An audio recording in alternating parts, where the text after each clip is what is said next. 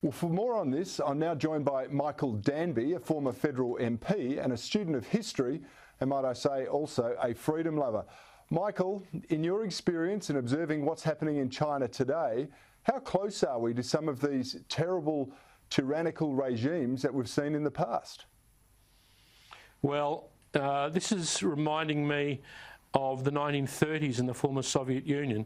All of these China experts yap on, and some of them have got valuable points to make about Chinese history. But if you read communist history, you can learn more by reading Franz Buchenau's book on international communism than you can by listening to Kevin Rudd, if you ask me. So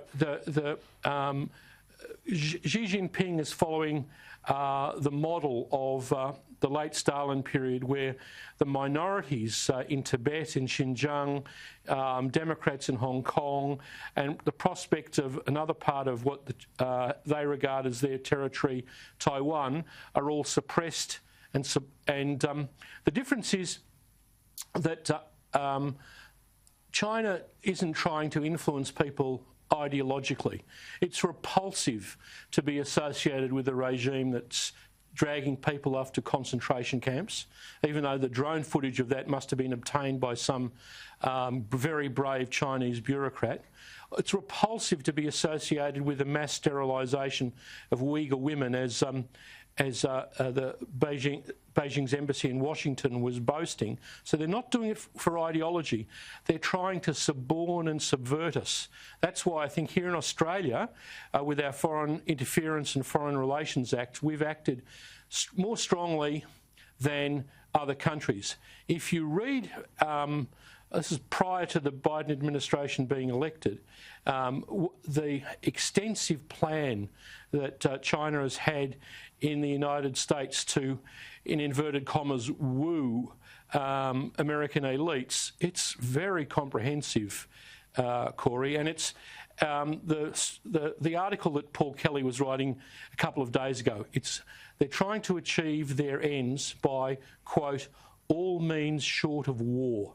They're fighting almost like two battles. You've got a domestic battle where they're following the playbook of censorship, suppression, division, casting minorities in a bad light, surveillance. That's classic, aggressive state domestic policy. But we're also seeing internationally their outreach is basically throwing money into Western economies, and people seem loath to reject the Chinese communist cash in order to preserve their own sovereignty. Is that a reasonable assessment of the Chinese approach?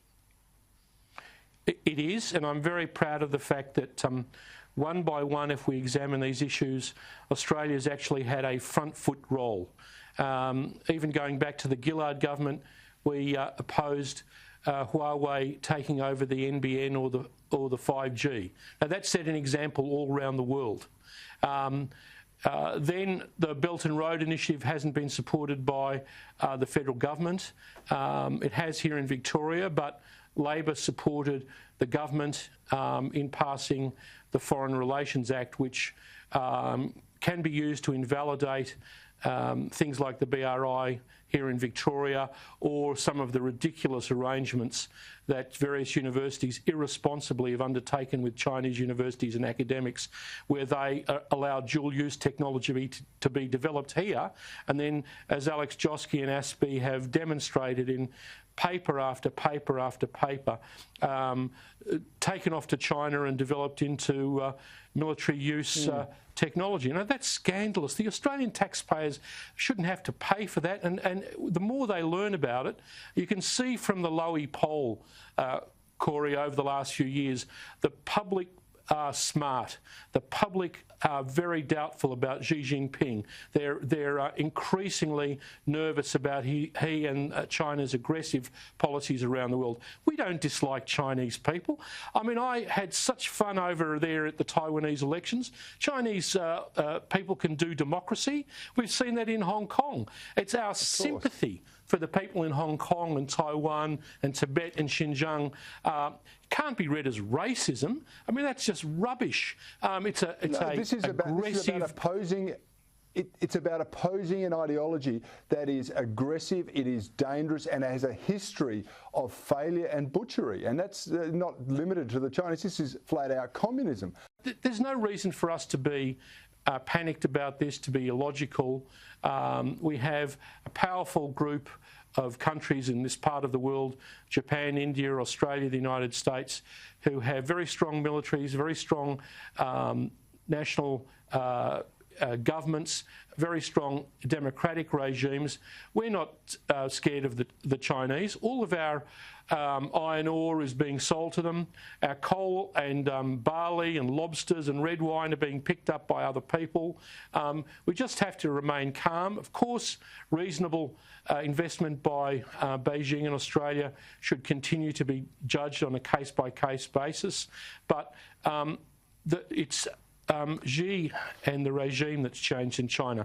The key thing happened a few years ago when he dropped the two-term leadership prospect that the previous two Chinese leaders, Jiang Zemin and Hu Jintao, and he became virtually a dictator like Putin. Yeah. So the difference is here we have a sort of Stalin kind of regime, suppressing the minorities, aggressive all around the world, but with one addition: very commercially adept, very technologically adept, and they're coming at us with their money. They've learnt the mistake of the Japanese during the Second World War. You don't have to attack countries militarily. The Japanese called it the Greater East Asian Co-Prosperity Sphere to attack them. It's much better to win a victory without being involved in kinetic warfare. But look, we've identified the problem, and I agree with you 100%. I know most Australians do too.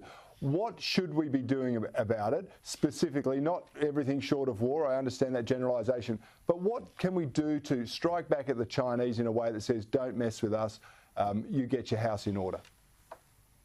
Well, we ought to make sure that the Foreign Relations Act is kept. It's been passed by both sides in the Senate, and those people who are identified under it as being involved in interference in this country, ASIO's charged two people, that must be proceeded with.